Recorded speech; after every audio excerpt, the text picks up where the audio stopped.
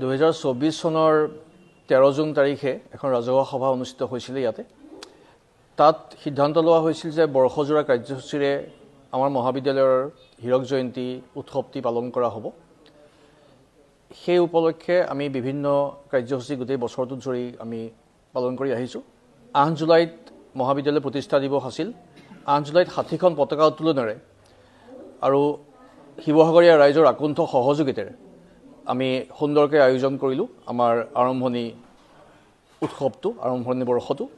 তাৰ পিছত বিভিন্ন কাৰ্যসূচী আমাৰ লোৱা হ'ল যেনেকে 19 অক্টোবৰত শিৱসাগৰ আৰু চৰাইদেউ মণ্ডলৰ অধ্যক্ষ মহাবিদ্যালয়ৰ অধ্যক্ষ পৰিষদৰ দ্বিবাৰ্ষিক অধিৱেশন ইয়াত হৈছিল তাতে দিগন্ত বিশ্ব শৰ্মা ডাঙৰীয়া আহিছিল তেখেতে ভাৰতীয় জ্ঞান ব্যৱস্থাৰ সমসাময়িক সাৰ্বজনীন প্ৰাসংগিকতা আৰু গুৰুত্বৰ বিষয়ে তেখেতে ভাষণ প্ৰদান কৰিছিল বিভিন্ন শিৱসাগৰ চৰাইদেউৰ মণ্ডলৰ অধ্যক্ষসকলৰ আৰু আমাৰ শিক্ষক শিক্ষয়িত্ৰীসকলৰ সন্মুখত তাৰপিছত 2 নৱেম্বৰ তাৰিখে সদৌ অসম ভিত্তিত ইয়াত ৰাজ্যিক ভিত্তিত তৰ্ক প্ৰতিযোগিতা অনুষ্ঠিত কৰা হৈছিল সেই তৰ্ক প্ৰতিযোগিতাত সহযোগিতা আগবঢ়াইছিল সদৌ শিৱসাগৰ আঞ্চলিক ছাত্ৰ সন্থাই তাত বিষয়টো আছিল সমাজৰ সামগ্ৰিক পৰিৱৰ্তন অবিহনে নাৰীজনিত অপৰাধ ৰোধ কৰিবলৈ দেশৰ আইনী ব্যৱস্থা অপাৰগ তাত ডিব্ৰুগড় বিশ্ববিদ্যালয়ে শ্ৰেষ্ঠ দলৰ স্থান লাভ কৰিছিল 11 নৱেম্বৰ তাৰিখে আমাৰ শৈক্ষিক কৰ্মশালা ডিব্ৰুগড় বিশ্ববিদ্যালয়ৰ সহযোগত একাডেমিক ইণ্টাৰফেচ এই অনুষ্ঠানটো আয়োজন কৰা হৈছিল য'ত আপোনাৰ প্ৰফেসৰ নীতা কলিতা বৰুৱা বাইদেউ আৰু প্ৰফেসৰ জ্যোতিপ্ৰসাদ শইকীয়া তেখেতসকলে নতুন শিক্ষানীতি আৰু বহুমুখী পাঠ্যক্ৰম সম্পৰ্কে বক্তব্য আগবঢ়াই আমাৰ কলেজ পৰিয়ালৰ সকলো সদস্যকে তেখেতসকলে ভাষণ প্ৰদান কৰিলে কৰ্মশালাটোত তাৰপিছত বিদ্যাঞ্জলি বুলি আমাৰ এটা অনুষ্ঠান আমি পাতি আহিছো কেইবাটাও অনুষ্ঠান হৈছে এই বিদ্যাঞ্জলিটো এনেকুৱা যে আমাৰ প্ৰাক্তন যিসকল ছাত্ৰী আছে তেখেতসকলৰ যিখিনি আহিব পৰা যিসকল বিভিন্ন ঠাইত তেখেতসকলে ইতিমধ্যে পতুতা কৰ্মপতুতা প্ৰদৰ্শন কৰিছে তেখেতসকলে আহি আমাৰ প্ৰাক্তন ছাত্ৰীসকলে আহি বৰ্তমানৰ ছাত্ৰীসকলক এটা বক্তৃতা অনুষ্ঠানৰ যোগেদি অনুপ্ৰাণিত কৰাৰ এক এটো অনুষ্ঠান বিদ্যাঞ্জলি অনুষ্ঠান সেয়া অনুষ্ঠিত কৰা হৈ আহিছে তাৰ উপৰিও আমি বিভিন্ন আন্তৰ্জাতিক আৰু ন্যাশনাল সেমিনাৰ আৰু ওয়াৰ্কশ্বপ আয়োজন কৰি আহিছো গোটেই বৰ্ষটো ধৰি আৰু এটা ভাল কথা হ'ল কি আন্তঃৰাষ্ট্ৰীয় পৰ্যায়ৰ আপোনাৰ ৰাষ্ট্ৰসংঘ যেটো ইউএন ৰিসোৰ্স চেণ্টাৰ উত্তৰ পূব ভাৰতৰ ইউএন ৰিসোৰ্স চেণ্টাৰৰ লগত আমাৰ মহাবিদ্যালয় এখন বুজাবুজি চুক্তি সম্পন্ন হৈছে ডিসেম্বৰ মাহৰ 23 তাৰিখে এইখিনি কাৰ্যসূচী আমি কেইটামান আপোনালোকক মাত্ৰ উল্লেখ কৰিছো তাৰ উপৰিও বিভিন্ন ছাত্ৰীসকলৰ মাজত বিভিন্ন কাৰ্যসূচী পালন কৰি অহা হৈছে আৰু এতিয়া আগন্তুক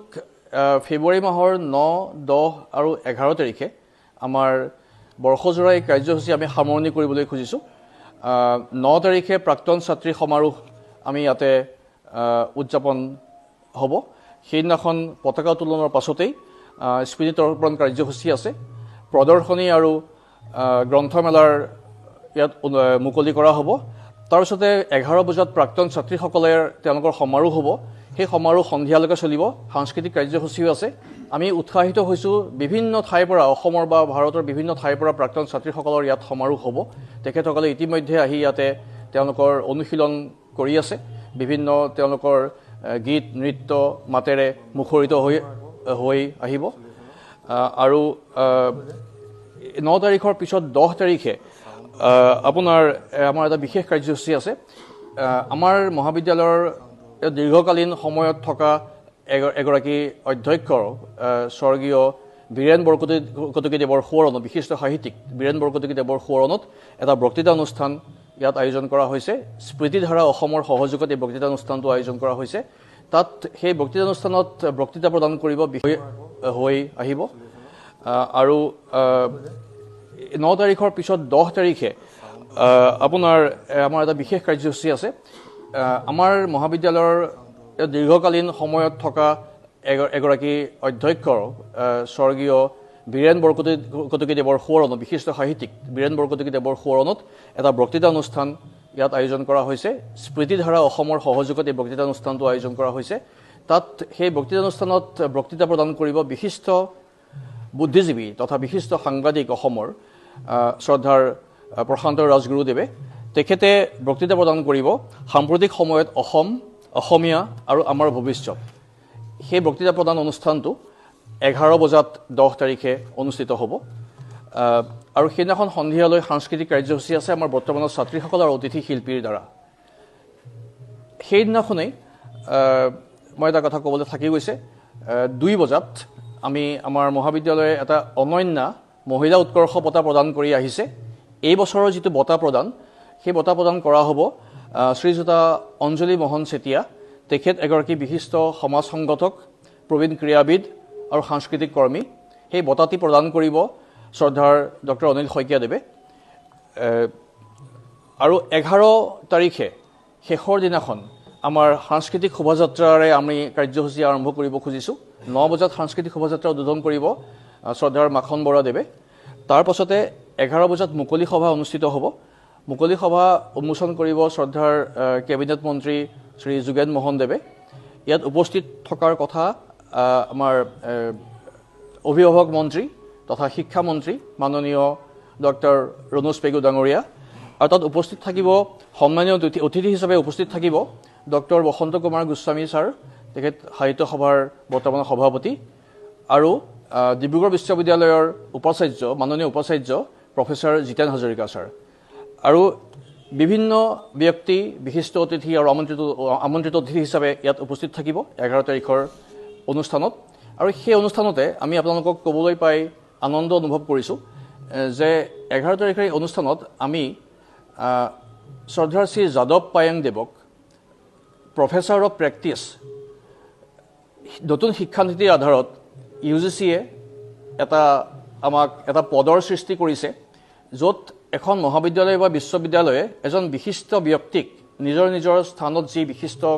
ব্যক্তি আছে তেখেতসকলৰ কোনোবা এজনক আমি বা দুজনকো হ'ব পাৰে এই এটা বছৰৰ কাৰণে প্ৰথমতে প্ৰফেচাৰ অফ প্ৰেক্টিছ হিচাপে নিয়োগ কৰিব পাৰোঁ এবাৰ আমি যাদৱ পায়েং দেৱৰ সন্মতি লাভ কৰিছোঁ তেখেতক আমি নিমন্ত্ৰণ জনাইছোঁ সেইদিনাখন আমি তেখেতৰ যিটো নিযুক্তি পত্ৰ সেই নিযুক্তি পত্ৰ সমজুৱাভাৱে প্ৰদান কৰিম আৰু এই প্ৰফেচাৰ অফ প্ৰেক্টিছ এই পদটিৰ অধীনত তেখেতে বছৰটোত 2 বাৰ বা 3 বাৰ বা 4 বাৰ আহি আমাৰ ছাত্ৰীসকলৰ লগত ভাৱৰ বিনিময় কৰিব বিভিন্ন বিষয়ত পৰিৱেশ সংৰক্ষণৰ পৰা আৰম্ভ কৰি বিভিন্ন বিষয়ত তেখেতে মতামতৰ আদান প্ৰদান কৰিব আৰু আমাৰ ছাত্ৰীসকল নিশ্চিতভাৱে এই পদক্ষেপৰ দ্বাৰা